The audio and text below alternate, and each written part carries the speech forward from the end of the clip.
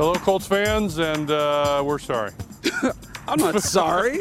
we were wrong. We were wrong. So we're wrong a lot. We should be used to this by now. Well, we're sorry we were wrong. Yeah. We I like mean, to be right. Assuming that Colts fans watch this more than, say, San Diego fans, yeah, we feel badly about that for them. I thought that they were going to lose to Baltimore last year, and they beat Baltimore. So, you know what? That's part of the game. That's what's fun. Everybody's an expert until they play. That's true. Going back to this game, they should have won. Not sour grapes, not beat a fan here. 400 yards, 4 and change passing, Peyton Manning, but number one scoring defense does not stop. What's that guy's name again? Yeah, Phillip Rivers. The other guy, Billy. Oh, Billy Bolick. Billy Can we Bolick. echo this for the video?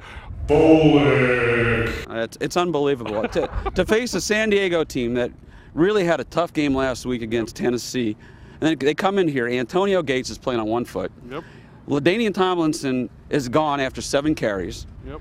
And Phillip Rivers hurts himself and does not play in the fourth quarter. Yep. And you can make the case that the Colts got some good breaks from the officials, including on Antonio Cromartie's touchdown return of an interception. So, I mean, the Colts were in perfect position. They fell apart. They played once again. We heard this after the Pittsburgh loss in 2005. Once again, they saved their worst game for the game that meant the most. And choking, gagging, peeing down your leg, call what you will.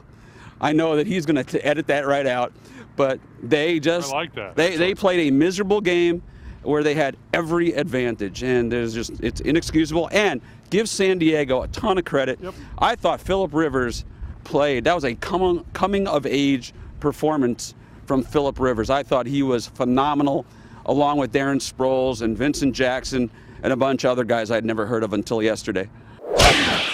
Bob, I think one of the questions in everybody's mind walking out of the RCA Dome for the final time yesterday was whether that was the final game for Coach Dungy, Coach Tony Dungy. And I think you and I are of like mind on this. We probably think this is it. Yeah, I think there's just too much circumstantial evidence.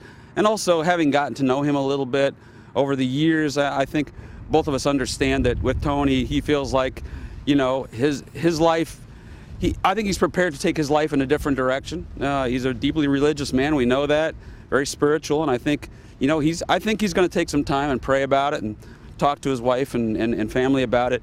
But I don't think Tony's coming back. And, he was a wonderful coach. He's always going to be the man who brought Indianapolis that championship last year. But I wouldn't start shedding too many tears, because let's be honest.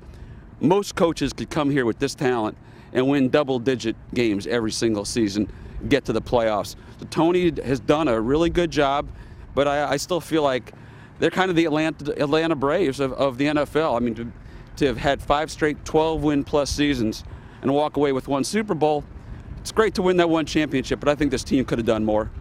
The interesting thing I think about is if they bring somebody else in, you throw some names out, but boy, I don't see a Bill Cowher setting his jaw and getting in Peyton's grill about playing poorly, or a fiery type guy. I mean, does this team need somebody to light a fire under him after the cool Tony Dungy? I don't think so. I mean, I think Tampa Bay did. I think Tampa had gone maybe as far as they could have gone, and I think they needed somebody like Gruden to maybe get them over the hump. If Jim Caldwell comes in, I think that would be perfectly fine. I mean, this is a team that's, they keep each other, accountable, and they're a veteran team. So I don't see them needing a big name. I think this is an organization that kind of runs itself. But you might not ever quote the coach again then if it's Caldwell. He doesn't say a whole lot usually. Well, he's kind of mild-mannered too, folks, in case you didn't know. And as I said to Chap and Phil Richards there, is he going to regale us with Wake Forest stories? I mean, But he's a good guy, and if he wasn't already in staff, I don't necessarily think he would have been a consideration. But I think that Bill Polian and the people here have gotten close enough to him to understand that he's a pretty darn good football man. And whoever comes in, I guess the thought process, again, stealing it from Chap, don't mess it up. Yeah. It's in place. You don't got to tinker with it too much. Yeah, exactly. And I think, once you get Dwight Freeney back next year, the thing that killed them was they lost their pass rush. More than anything, the pass rush disappeared, and that's what killed them. And quite frankly, if they had gone to New England with that pass rush, Tom Brady might still be throwing. Yes. I know it's cold out here, Bob, yes, it is. And we're a ways away from the draft, but my mind's already thinking. And I think of those Giants and rotating pass rushers in.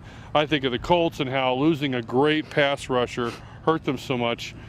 I think they got to draft a defensive end. I'd like to see a run blocker. I wouldn't mind a defensive end, really. A defensive end pass rusher. Freeney's going to be back next year. I know, but when he's not there, and he only plays 40-some plays, I think that pass rush needs more depth because the guys behind him didn't get it done.